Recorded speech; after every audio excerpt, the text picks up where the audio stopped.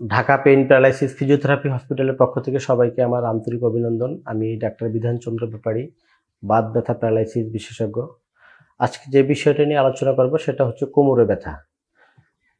কোমর কোনটাকে বলি আমরা? আমাদের এটা হচ্ছে আমাদের একটা স্পাইন।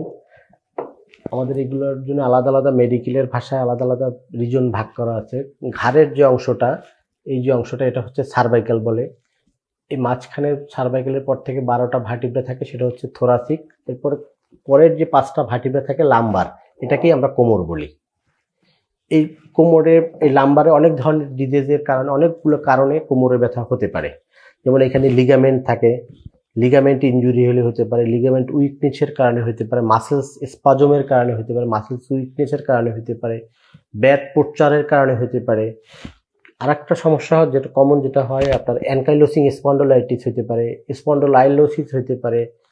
তারপরে যেটা হয় কমন যেটা ডিস্ক প্রোলাপস, পিএলআইটিটা দুই হাড়ের মাঝখানে আমাদের একটা ইন্ট্রাভার্টিব্রাল ডিস্ক থাকে, এর ভিতরে একটা জেলির মতো থাকে, ওইটা বাইরে বের হয়ে গেলে প্রোলাপস ইন্ট্রাভার্টিব্রাল ডিস্ক বলি।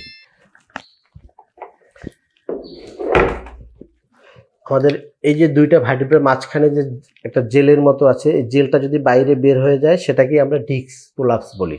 সেক্ষেত্রে কি হয়, আমাদের যে এখানে যে নার্ভগুলো আছে যেগুলো আপনাদের লোয়ার লিম্পে পায়ের দিকে গেছে, এখানে চাপ পড়ে সেটার জন্য সেই কম্প্রেশনের কারণে, নার্ভের চাপের কারণে, অতিরিক্ত প্রেশারের কারণে ব্যথাটা কোমর থেকে পায়ের দিকেও যায়।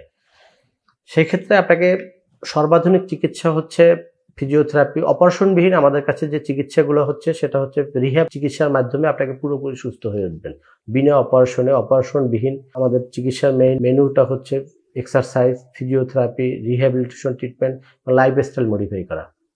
এগুলোর মাধ্যমে আপনি পুরোপুরি সুস্থ হয়ে স্বাভাবিক জীবনে ফিরতে পারবেন। সবাইকে ধন্যবাদ।